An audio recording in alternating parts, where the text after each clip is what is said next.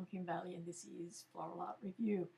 This week in our analysis using our AI DesignEye, we're looking at a class title called Long and Winding Road, and the space allowed was 70 centimetres in width and the height was unlimited, and it was judged from the front. Now you can see from the image that I have used a minimum of fresh plant material. In some competitions you'll have an allocation, a percentage of what you need to use. In this one there wasn't. So I've used a combination of dried and fresh plant material. The base on which the design stands is a Banksia slice. You've seen me use that a number of times. The supporting structure is a tree trunk that I used in another design called Acceleration, which I think you'll find as one of the AI DesignEye analyses in a previous video. So the basic structure was there. It's got bamboo skewers sticking out of it at certain angles to anchor the dried water hyacinth plats that are spiralling around the design. Now they came from a placemat that I deconstructed, so quite easy to access and to use as material, and because it already was wound in that circular framework for the placemat, it was easy to keep it in the spiral to move it up the design. I've also got a section of wires that have raffia woven through them, for want of a better word. That's probably 2/3 to the top of and that just gives me flexibility to move in that same sort of direction, but to bring a little bit more height, but not so much the solidity of the tree trunk that's there. And then at the top, bending over, is one of the naturally dried strelitzia leaves, and there's a couple of others within the design that you will see. And on the Floral Art online website, there is step-by-step instructions on how to do that. Very easy technique, and something that once you've got them, you can use them in all sorts of designs. The fresh plant material are arum lilies. So there's the green goddess style. So they are quite large in the flower itself. They're in test tubes, and I have twisted them around to try and have them winding around the design as well. And interspersed in some of the winding there is some swordgrass as well.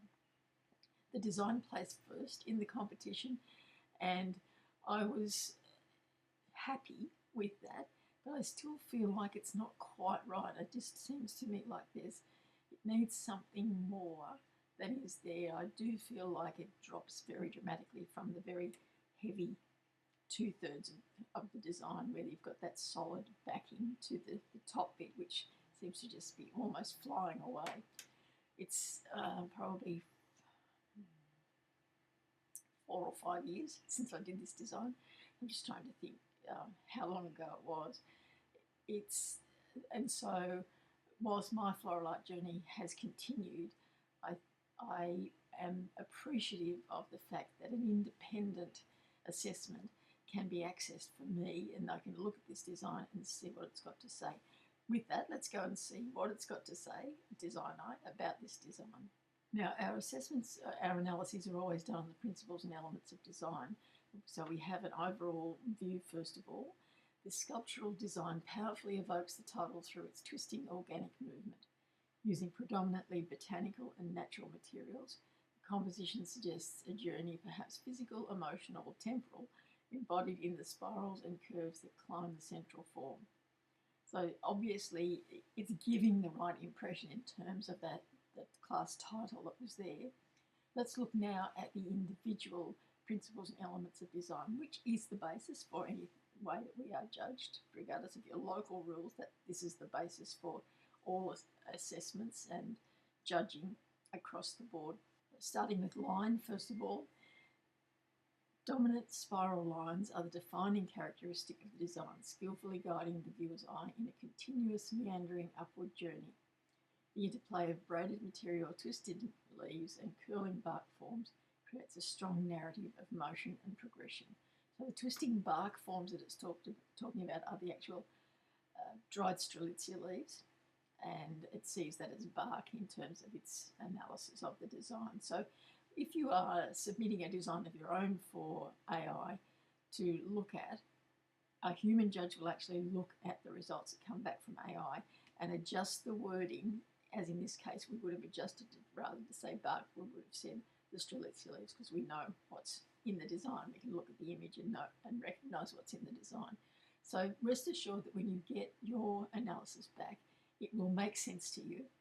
You won't be struggling to think, what does it actually mean? It's there for you all of the time, and this is what I really like about it, is that you can always go back to it. And even if it's a similar sort of design or a class title that you've got, you can go back to this one and say, what did I do with that? What could have been better? What did I get right? So it's always good to have that history of your designs and the feedback that goes with it, and this way you get it in a written form, which is very rare these days in competition that you get written feedback. We must continue. Balance. The composition achieves a dynamic asymmetrical balance. While heavier at the base, visually and physically, the upward extension with airy twists maintains stability and movement. The natural wood slices at the base add visual grounding and textural harmony. It's probably the balance that I'm most concerned with.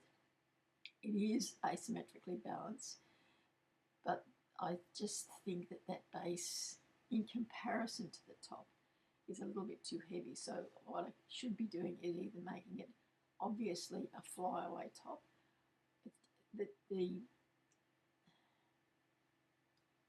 The proportions or the scale, something's just not sitting right with me. But let's continue on and see what else it's got to say. Rhythm and movement. This is the strongest design principle in the work. The viewer's eye is drawn along the curvilinear forms in a rhythmic, hypnotic manner, much like tracing a winding path or road. Repeated shapes, coils, curves, and spirals contribute to a clear visual rhythm. So this is, I can see very much the strong point of this design, but that's what it had to be. You know, if you've got a class title that says long and winding road, that's what you have to reflect. And so what you want in your design is something that the judges look at and say, I know exactly what the class title is, or that's exactly right in terms of its interpretation of the class title, and then they will look at all of the other principles and elements of design. And so in looking at those, they come to rhythm and movement and they say, yes, this is exactly right for the class title. Proportion and scale. Proportions are well managed. The components increase and decrease in visual weight in a natural, unforced manner. The scale of materials suits the vertical format, and the height is justified by the energy and intent of the piece. I'm happy with that. I still think that there is, as I've said all along, there is some room for improvement in the proportion and scale.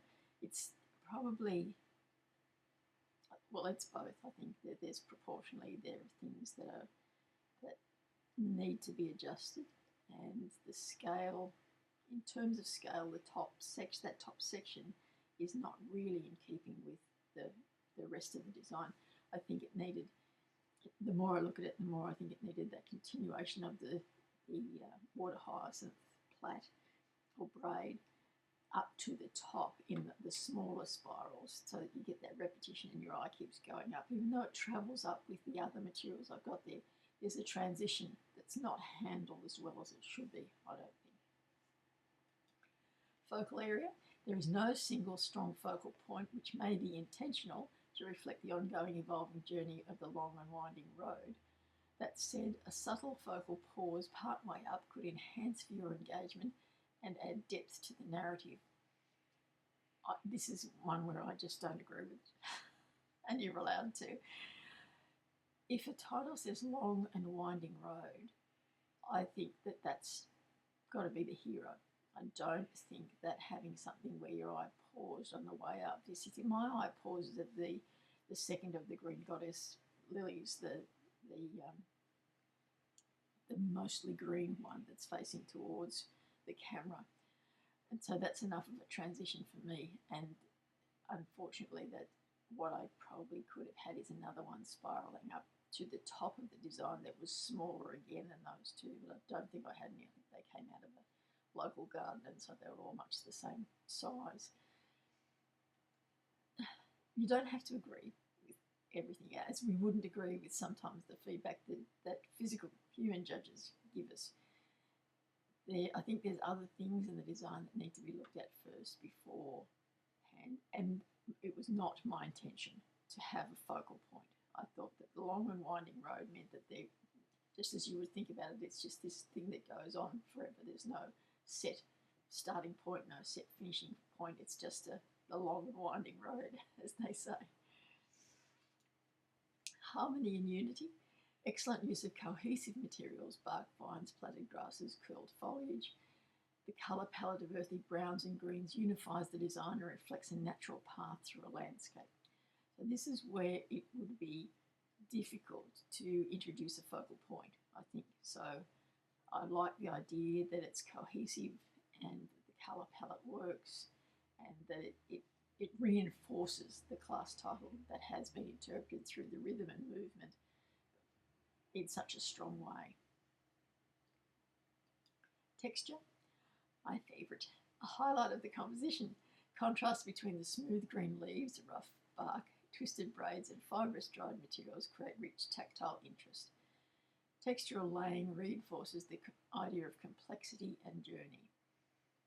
And that last comment about the textural layering is something that I wouldn't have necessarily noticed straight away. It's very true, there is textural layering in the way the design is presented, but I was very much more focused on the rhythm and the movement and the textural contrast as a whole, rather than looking at it in a more analytical way. Colour, primarily earth tones with fresh green and muted browns. The colour harmony is effective and subtle, reinforcing the natural theme. Introducing a small controlled accent colour like a soft ochre, deep plum or gentle blue could provide visual lift without disrupting harmony. I certainly wouldn't consider the blue. I just think gentle blue is just going to be completely out of place with the rest of that colour palette. The soft ochre, maybe, but I think probably the deep plum, something that gives us a depth and a richness that isn't quite there in this colour palette as it's presented now. Have to think about it fairly carefully, perhaps in some foliage, some deep plum leaves. So I'd have to get it at the right time of year to be able to use that.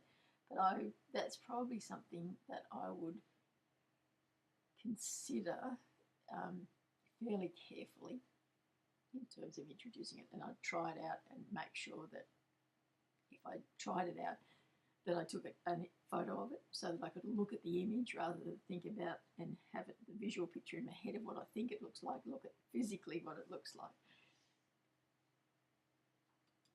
Form and space. The three-dimensional form is expressive and well resolved. Good use of negative space, especially between spiral turns, keeps the structure open and visually breathable.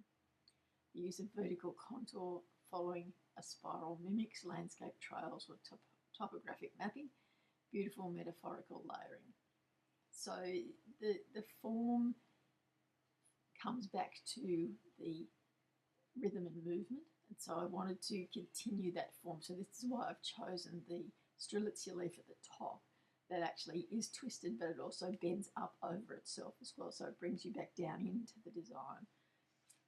And I think that the space could probably have been used a little bit better. I do think the sizing of the flowers from the lilies is, it's worrying me now that I look at it. I think it could have been better. So let's see now what the suggestions are for improving the design. Establish a midpoint focus. Consider introducing a pause or highlight halfway up the structure, a distinctive flower, a seed pod, a curled bark detail to create an intentional focal stop in the visual journey. And now that it's suggested those particular things, I might consider a seed pod if it was curled enough, or a bit more in the curly bark, something that did enhance the rhythm and the movement and the textural contrast, but wasn't the draw card. It wasn't something that your eye got drawn to and stopped there. So that I might reconsider that, but it wouldn't be the first thing I'd be looking at changing. Vary spiral density. While consistent spirals are effective, varying the tightness or spacing could create a more dynamic tension and add interest. And that's very true. I think that it doesn't quite, if we think about it being a triangular or a conical shape, it doesn't quite have the variation in the spirals that I would have liked. And I think that's one of the reasons I added the raffia wrapped wire to the top, was to try and get that a little bit more of that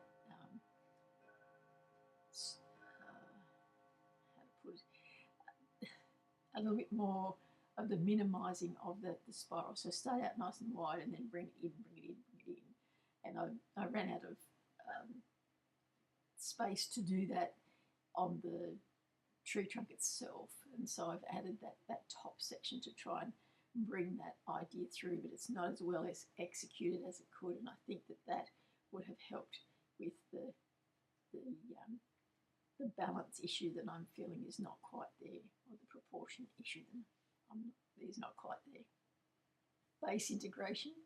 The natural wood slice is a good grounding element. However, a slight elevation or textural treatment, for example, moss or stones, could strengthen the visual transition from the base to the structure.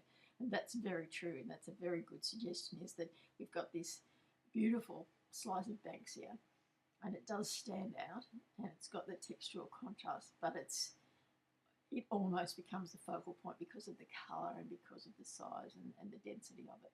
So it needs to be softened in some way, and I could certainly have had some moss and have that continue up part of the spiral as well. Contrast accent, a very subtle use of contrasting colour or a glint of shine, for example copper wire, might emphasise the journey idea and offer a visual metaphor for surprises or changes along the road.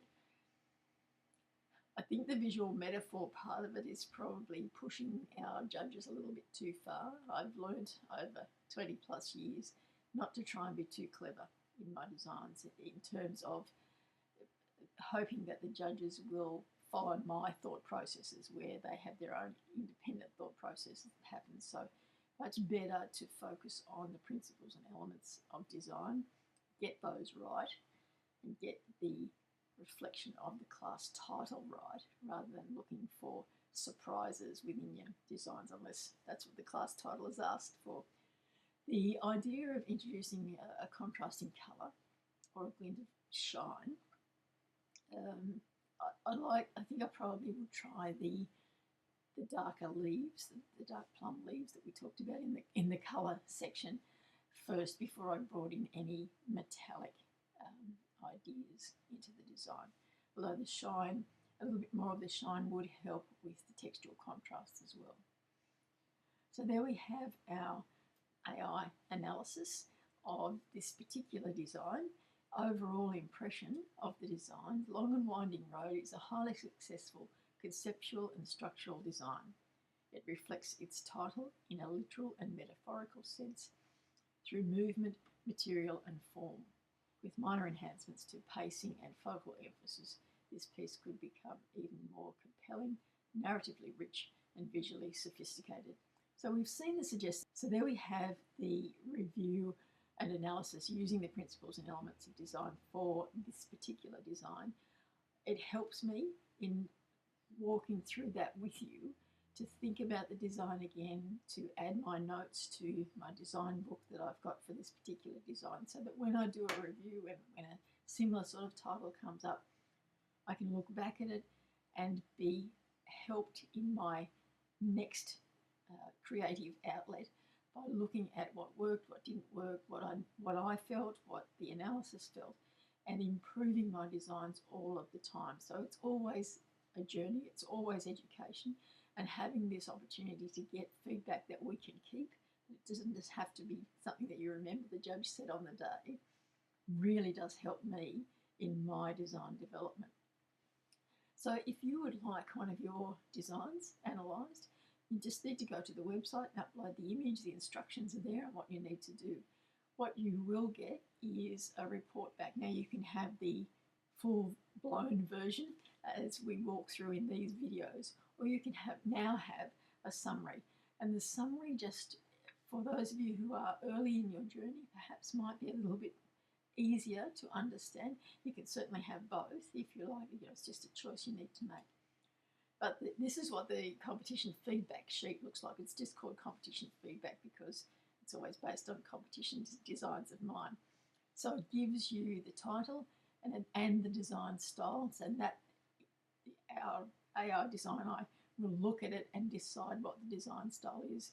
When it comes to a human judge to review this before it comes out to you, they will also look at it, and that's where they might make changes if they think it should be a different kind of design style. And then you just get those same principles and elements of design, a little summary and what the rating is, whether it's satisfactory, good, very good, or excellent. And then there is a second page to this, which is the overall assessment that said on the room for improvement, so the suggestions for improvement, and then the overall assessment that makes it needs improvement, satisfactory, or commended, highly commended, or ready for placing. So you get an idea of where you sit in a competition sense, as well as getting all of this really valuable feedback on your particular design. So I encourage you to go and have a look at the website and give it a try. It doesn't detract from your creative process. It simply gives you a basis for thinking further about your designs. And that's what we want. We want education as we move along this creative journey. So let me leave you now to think about your own designs. I'm Kim Bailey, and this is Floral Art Review.